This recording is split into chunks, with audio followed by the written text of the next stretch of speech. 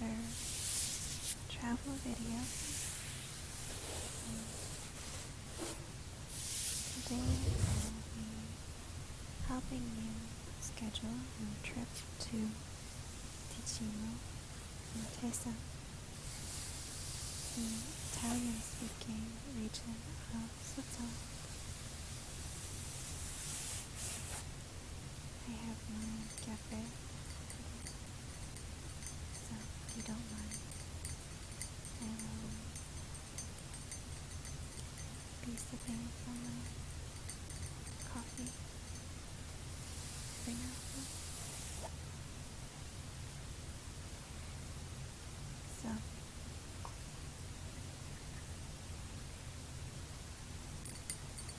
let's talk about your trip to Ticino.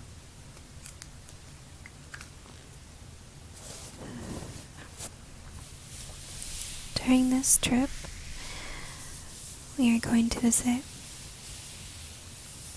2 different cities in Tesa. The first is Lugano on day 1, and the second is Bellinzona on day 2. On day 1, we'll go from Zurich to Lugano at 6:05 in the morning to Art Goldau, which will be 2 stops. Then at 6:49 a.m. we'll take the train from Art Goldau to Lugano for 3 stops.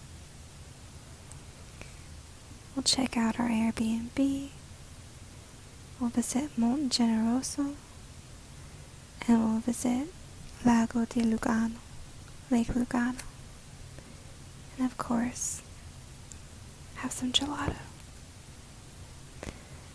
I know it's early in the morning, but we want to get as much done in this weekend trip as we can. So we'll start with Lugano, and on day 2, we'll go from Lugano to Bellinzona, a city of castles. At 10 a.m., we'll travel towards Bellinzona for 2 stops. It's only a half an hour train ride, and at 10:29 we'll arrive. We'll see, of course, the castles of Bellinzona, and at night we'll return to our Airbnb in Lugano, since it's so close. And then on day 3, we'll go from Lugano back to Zurich, and the evening around 7:30 p.m. Again, it'll be about 4 stops, and we'll arrive home in Zurich at 9:27 p.m. What's nice about this trip is that we have this free day on our 3rd day, which means that we can go back and see our favorite things in Lugano or Bellinzona on the 3rd day. Up to you.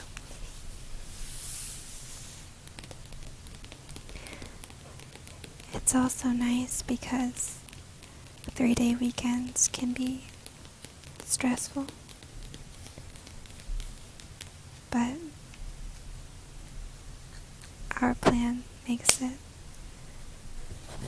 as stress-free as possible. I know you'll have a wonderful time visiting Ticino. And now we'll take a look at some of the things you can see in Ticino on your free day.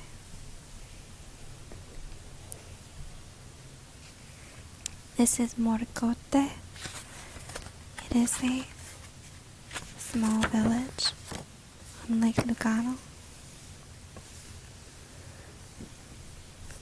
and as we look through the book of this lakeside village, I will read to you in my best Italian about Morcote. Il nome Morcote deriva dal termine proto-latino mora, che indica un'area sassosa e caput che sta potendo o fine. Nel periodo di maggior splendore, l'insediamento aveva la forma di un anfiteatro e si estendeva da Vico Morcote fino a Porto Cerisio, chiamato allora Porto Morcote. Nel 1412 i 2000 abitanti ottennero dal Ducato di Milano statuti eccezionali e sistema comunale, divenendo una repubblica popolare. Fino al 1847 era un fiorente sito commerciale dove avveniva lo scambio di merci con l'Italia.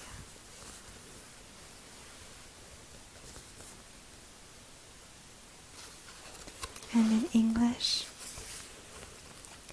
the name Morcote derives from the early Latin term mora, indicating a stony area, whilst caput means head or end.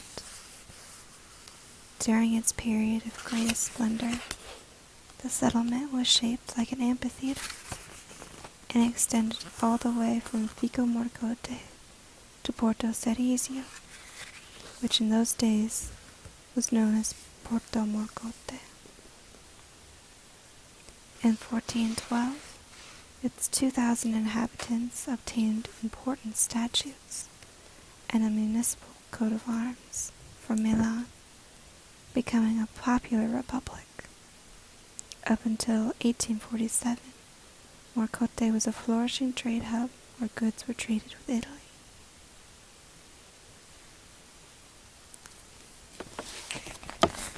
And now we're going to take a look at the map of the mountains near Lugano.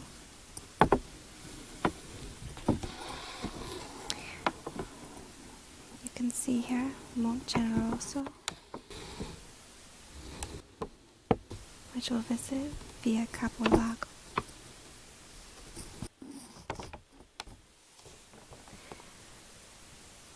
I hope that you've enjoyed this short reading and introduction, and that you will enjoy this trip to Ticino, Ticino.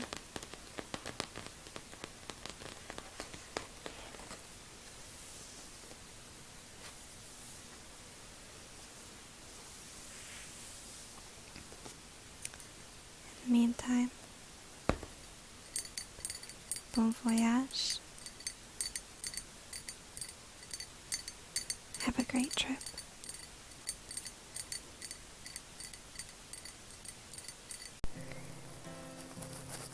And welcome to our Airbnb in Lugano.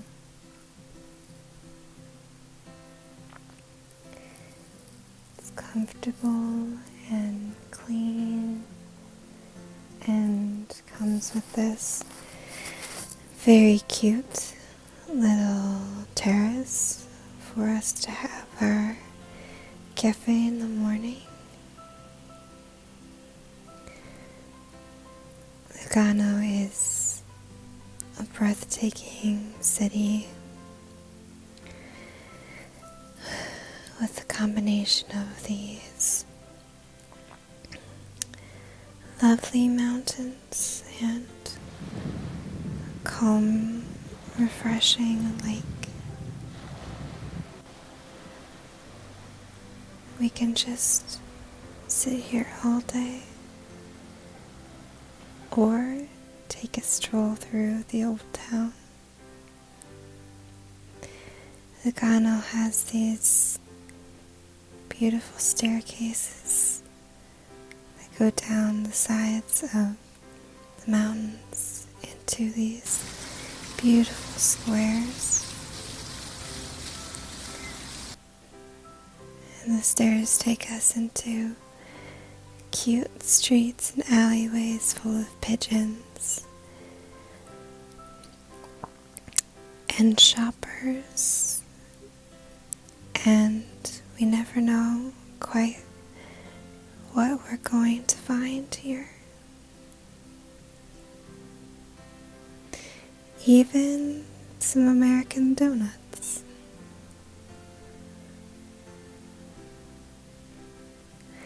I love the flowers that grow here in Lugano. The beautiful purple violet color. And the breathtaking views from Monte Generoso. You can see forever from the tops of these mountains. The whole countryside of Italian Switzerland. And the lakes of Ticino. And somewhere down there is our little Airbnb.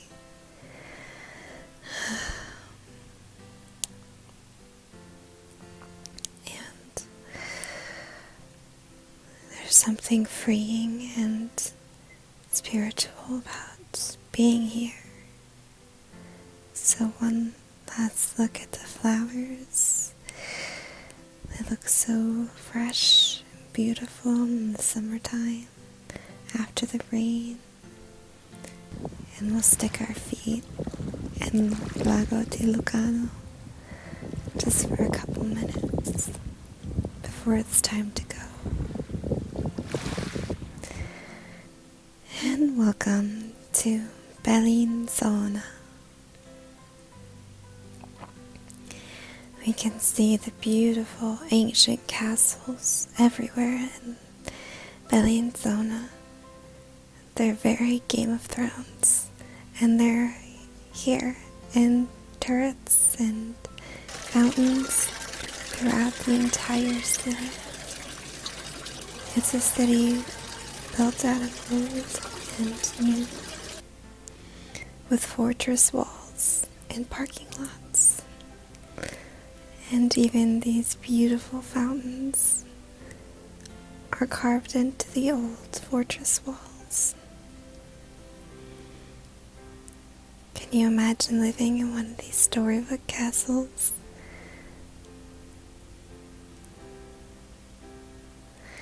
And now we're going to stick our feet in the lake one last time before we say goodbye. And thank you for coming on this journey.